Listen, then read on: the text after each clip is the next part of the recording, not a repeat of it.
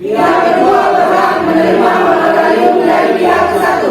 Menteri Pendayagunaan Aparatur Negara dan Reformasi Birokrasi Cahyokumolo mengatakan penyelesaian soal tenaga honorer pada tahun 2022 dan 2023 diharapkan bisa segera dilakukan. Seperti yang dilansir Kompas.com 23 Januari 2022 lalu, Cahyokumolo menjelaskan penyelesaian tenaga honorer tahun 2022 ini dan 2023 diharapkan agar instansi, kementerian, lembaga, pemerintah daerah melakukan penghitungan analisis jabatan dan analisis beban kerja kembali secara komprehensif. Ia meminta seluruh instansi pemerintah melakukan penghitungan dan analisis jabatan dalam rangka penyelesaian masalah itu. Untuk tenaga outsourcing, tenaga kebersihan, pramusaji, satuan pengaman, dan sebagainya bisa terus direkrut sesuai dengan kebutuhan melalui mekanisme pembayaran tenaga alih daya dengan beban biaya umum. Sementara itu, untuk Kabupaten Konawe Selatan sudah menerapkan aturan rekrutmen tenaga outsourcing sesuai dengan aturan yang ada. Bahkan di bawah kepemimpinan Haji Surunudin Dangga dan Rasid, saat ini kualitas kerja dan disiplin serta kekompakan tenaga outsourcing terus ditingkatkan. Seperti yang dilakukan protokoler dan komunikasi pimpinan Konawe Selatan, Erna Yustiana dan jajarannya memberikan bimbingan, pengarahan, dan motivasi khusus kepada sejumlah tenaga outsourcing.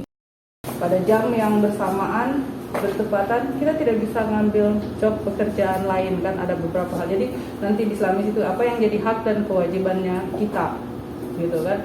Terus habis itu yang saya harapkan dari semua yang tadi dibacakan, dari semua itu sebenarnya hanya bentuk kayak gini.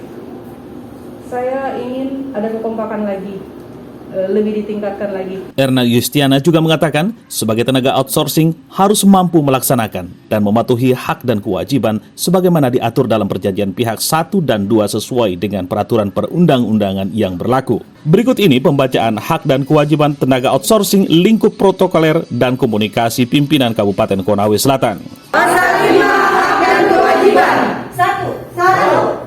Selama berlangsungnya hubungan kerja, Selama berlangsungnya hubungan kerja, pihak kedua mempunyai hak sebagai berikut. pihak kedua mempunyai hak sebagai berikut.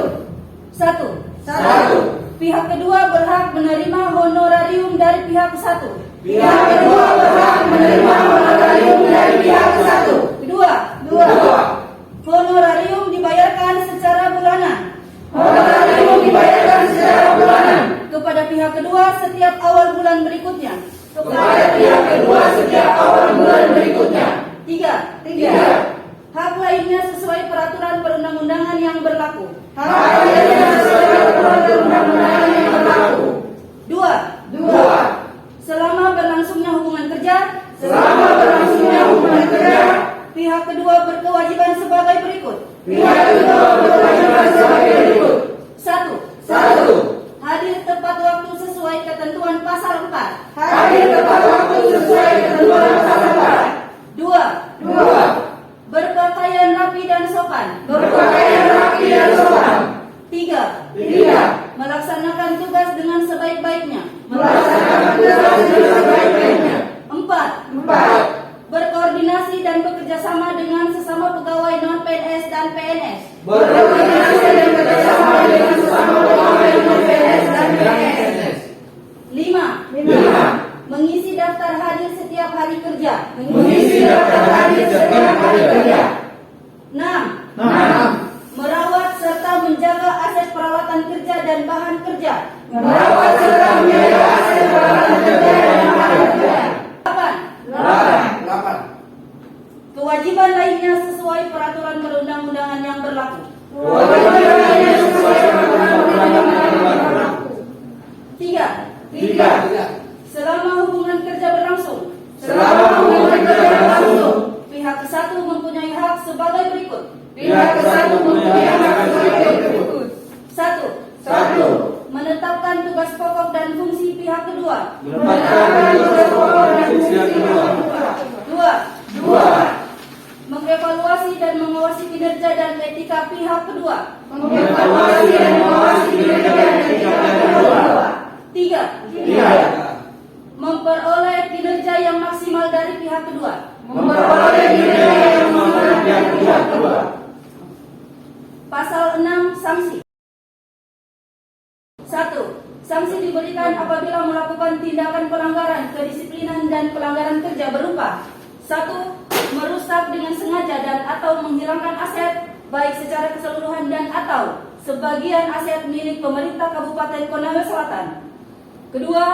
Tidak hadir selama 5 hari kerja atau lebih dalam 1 bulan tanpa alasan dan tanpa dilengkapi bukti yang sah. 3. Bekerja rangkap di instansi lain pada jam kerja yang telah disepakati. 4. Melanggar peraturan perundang-undangan yang berlaku. 5. Mencemarkan nama baik pimpinan, teman kerja, dan atau satuan pendidikan. 6. Menggunakan dan atau memanfaatkan fasilitas untuk usaha lain atau kepentingan pribadi, baik di dalam maupun di luar jam kerja tanpa izin yang sah. 7.